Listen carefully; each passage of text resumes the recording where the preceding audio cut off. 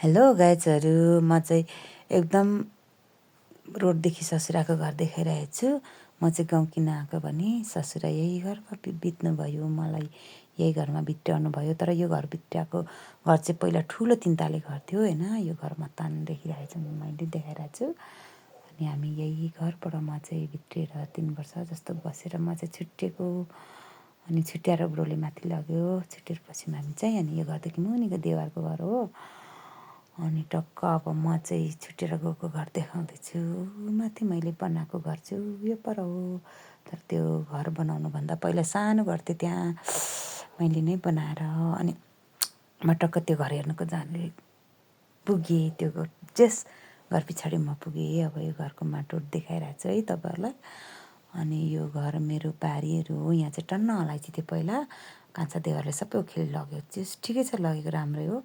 अब आफ्नो आफ्नो नाममा भएपछि आफै गर्नुपर्छ। त्यही भएर अब यो चाहिँ यो बारी चाहिँ म आफ्नै दाजुभाइभित्रको जेठानी दिदीलाई घर बारी जिम्मा दिँदैछु।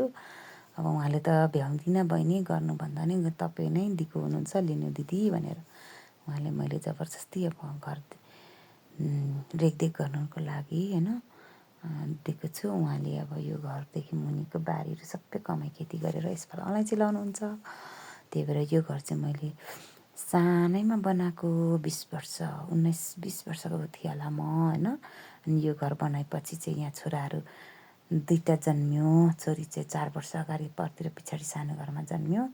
छोरी जन्मेको घर माटो अहिले म देखाउँछु। यो ठुलो घरमा चाहिँ 2टा छोरा जन्मियो। अनि यो पेटीहरू म छिटै ढलाइ गर्दैछु अब किनभने काइँला देवरको घर तल देखिरहेको छ। अनि अब चाइना जाने बाटोहरू खुलिरहेको छ, त्यही भएर होइन।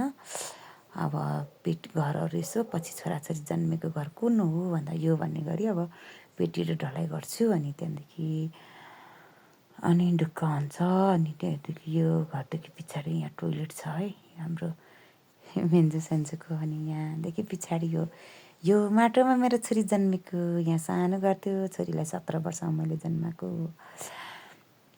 अनि त्यहाँदेखि यो घर चाहिँ मैले सानै उमेरमा बनाएर अनि छोरी जन्मेको 4 वर्षमा यो घर बनाएँ। अनि त्यहाँदेखि छोराहरू जन्मियो 4 वर्ष कान्छो छ होला ठुलो छोरा, अनि सानो छोरा र ठुलो 18 महिना।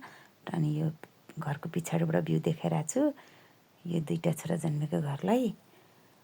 अनि त्यहाँदेखि मैले टक्क टक्क भ्यू बनाएर अब म चाहिँ किन जिल्ला निस्केँ भने नानी पढाउनु निस्केको, त्यही भएर म चाहिँ जिल्ला बसी गएँ व्यापार व्यवसाय गरेर। त्यही भएर घर चाहिँ अलिक लातालिङ्ग भयो। अब म घरको भ्यू देखाउँदै देखाउँदै म चाहिँ फर्केँ मेरो घरलाई देखाउँदै। अब घरदेखि मुनि यत्रो रोड छ, मेरो जेठानी दिदी हिँड्दै हुनुहुन्छ। अनि घरदेखि रोड यत्रो ठुलो छ। रोड चाहिँ देखियो त्यहाँ माथि मेरो घर त्यसरी देखिन्छ।